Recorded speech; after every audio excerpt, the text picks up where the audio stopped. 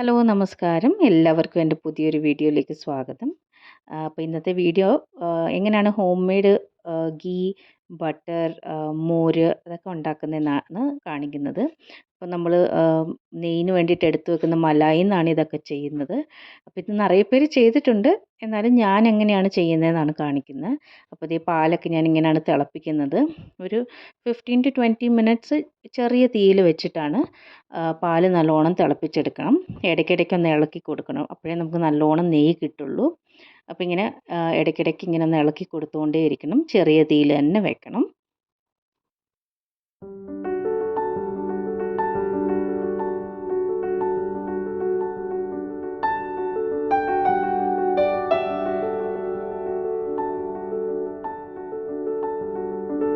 അതേ ലൈറ്റായിട്ട് പാല് പൊങ്ങി വന്നിട്ടുണ്ട്. നമ്മളിപ്പോൾ സ്റ്റൗ ഓഫ് ചെയ്യാണ്. എന്നിട്ട് പാലൊന്ന് തണുത്തതിന് ശേഷം ഇത് നമുക്ക് ഫ്രിഡ്ജിലെടുത്ത് വെക്കണം. മൂടി വെക്കാൻ പാടില്ല, അങ്ങനെ തന്നെ എടുത്ത് വെക്കണം. ഇപ്പം ഞാൻ തണുത്തതിന് ശേഷം ഒരു ഓവർനൈറ്റ് അങ്ങനെ തന്നെ വെച്ചതിന് ശേഷം അടുത്ത ദിവസം എടുക്കുമ്പോൾ മുകളിൽ നെയ്യൊക്കെ ഇങ്ങനെ വന്ന് നല്ല കട്ടിയുള്ള നെയ്യ് ഇങ്ങനെ വന്ന് നിൽക്കും. അപ്പോൾ നമുക്കതൊരു സ്പൂൺ കൊണ്ടോ അല്ലെങ്കിൽ തവി കൊണ്ടോ ഇങ്ങനെ അത് മേളിൽ നിന്ന് ഇങ്ങനെ എടുത്ത് കോരിയെടുത്ത് ഒരു പാത്രത്തിൽ സ്റ്റോർ ചെയ്ത് വെക്കാം. അപ്പം ഞാനിങ്ങനെ ഒരു 4 or 5 ബോക്സൊക്കെ ആവുമ്പോൾ അതെടുത്ത് നെയ്യ് ഉണ്ടാക്കാൻ തുടങ്ങും. അപ്പം ഞാൻ ഇങ്ങനെയാണ് ശരിക്കും പറഞ്ഞാൽ സ്റ്റോർ ചെയ്യുന്നത് കേട്ടോ.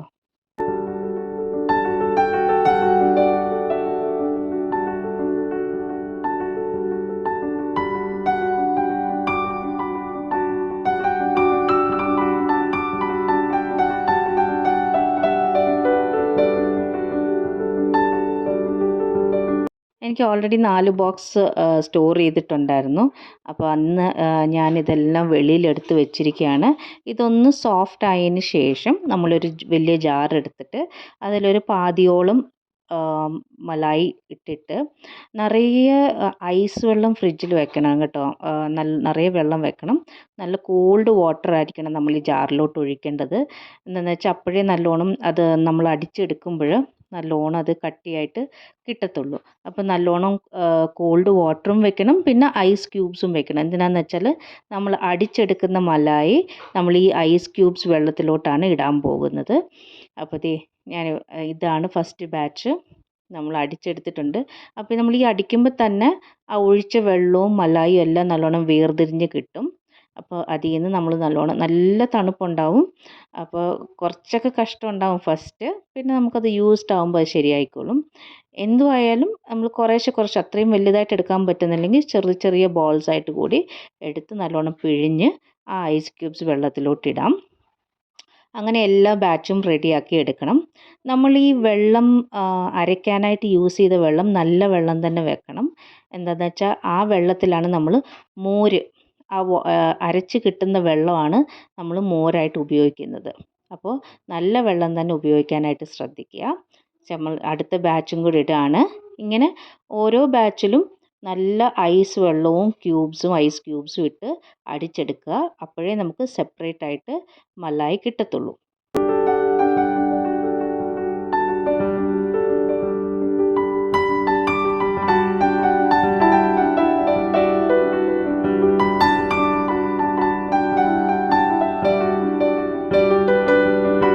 ഇപ്പോൾ നമ്മൾ ഈ അടിച്ചെടുത്തത് സെപ്പറേറ്റ് ആയിട്ട് ഞാനിങ്ങനെ എടുക്കുന്നില്ല, അതൊക്കെ ബട്ടറാണ് കേട്ടോ. അപ്പോൾ ഇത് നല്ലോണം നമ്മൾ മിക്സിയിലിട്ട് അടിക്കുമ്പോൾ തന്നെ നമുക്കത് കാണാൻ പറ്റും, വെള്ളവും ആ ബട്ടറും കൂടെ വേർതിരിഞ്ഞ് കിടക്കുന്നത്. ആ സമയം കറക്റ്റായിരിക്കും നമുക്ക് മിക്സി ഓഫ് ചെയ്യാനായിട്ട്. അപ്പോൾ ഇങ്ങനെ ഓരോ ബാച്ചായിട്ടും എടുത്ത് മാറ്റി ഈ വെള്ളവും നമ്മൾ ഈ അരച്ച് കിട്ടുന്ന വെള്ളവും വേറൊരു പാത്രത്തിലോട്ട് നമുക്ക് മാറ്റാം. അങ്ങനെ ഞാൻ എല്ലാ ബാച്ചും ഒന്ന് ഇതുപോലെ അരച്ച് എടുത്തിട്ട് വെള്ളത്തിലോട്ടിട്ടതിന് ശേഷം ഞാൻ കാണിക്കാം കേട്ടോ.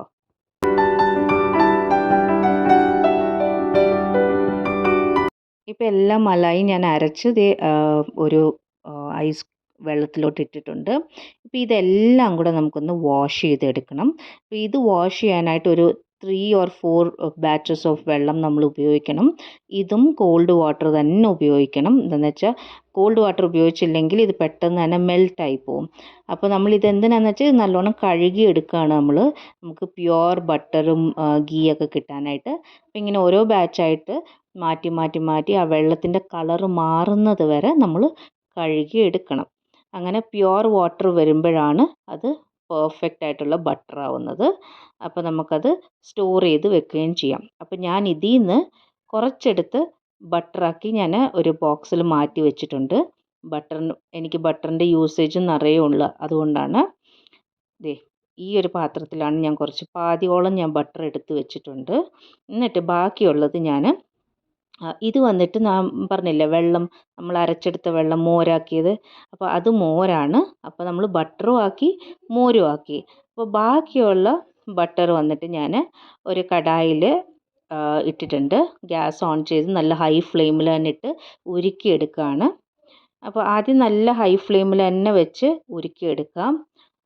ഇത് നല്ലോണം കൈവിടാണ്ട് ഇളക്കിയെടുക്കുക. നല്ല മെൽറ്റ് ആവുന്ന വരെ നല്ലോണം ഇളക്കി കൊടുക്കുക.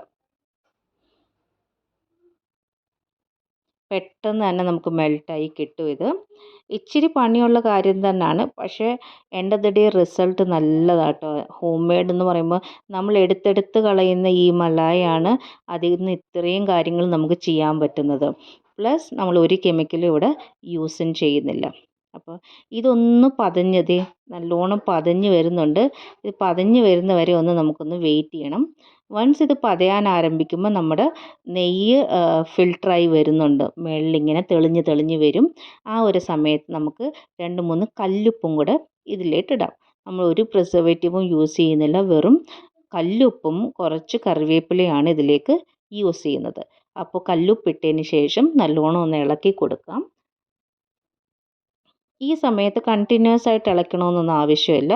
ആ ഉപ്പ് ഇട്ടതിനായിട്ട് അതൊന്ന് മെൽറ്റ് ആവുന്നവരെ ഒന്ന് ഇളക്കി കൊടുത്താൽ മതി.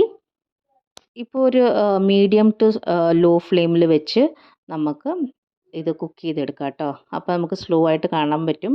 മേളിലോട്ട് ബാക്കിയുള്ള മലായൊക്കെ ഇല്ലേ മെൽറ്റ് ആവാത്ത അതൊക്കെ ഇങ്ങനെ മേളിൽ വന്നിട്ട് നിൽക്കും. ആ ഒരു സമയത്ത് നമുക്ക് കുറച്ച് കറിവേപ്പില നല്ലോണം വാഷ് ചെയ്ത് ഉണക്കിയ കറിവേപ്പിലയും കൂടെ അതിലൂടെ ഇടാം. നല്ല ഫ്ലേവറിന് വേണ്ടിയിട്ടാണ്.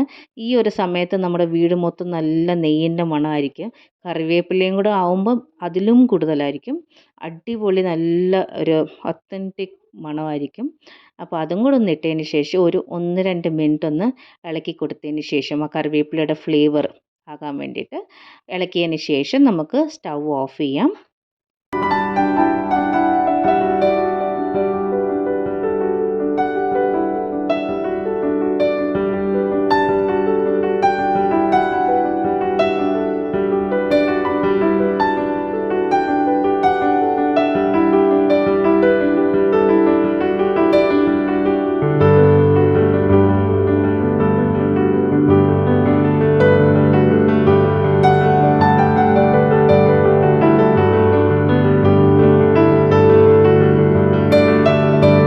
ഒരു 2 മിനിറ്റ് കഴിഞ്ഞതിന് ശേഷം ഞാനിപ്പോൾ സ്റ്റൗ ഓഫ് ചെയ്തിട്ടുണ്ട്. എന്നിട്ട് ഇത് തണുക്കാൻ വെച്ചു. ഇത് തണുത്താറിയതിന് ശേഷം നമുക്കൊരു പാത്രത്തിലോട്ട് ഒരു ഫിൽറ്റർ വെച്ചിട്ട് നമുക്കത് ഏത് പാത്രത്തിലാണ് നമുക്ക് സ്റ്റോർ ചെയ്യേണ്ടത് അതിലേക്ക് നമുക്ക് ഈ ഫിൽറ്റർ വെച്ചിട്ട് ഒഴിച്ച് മാറ്റാവുന്നതാണ്. എന്നിട്ട് ഫ്രിഡ്ജിൽ തന്നെ സൂക്ഷിക്കാൻ ശ്രദ്ധിക്കുക.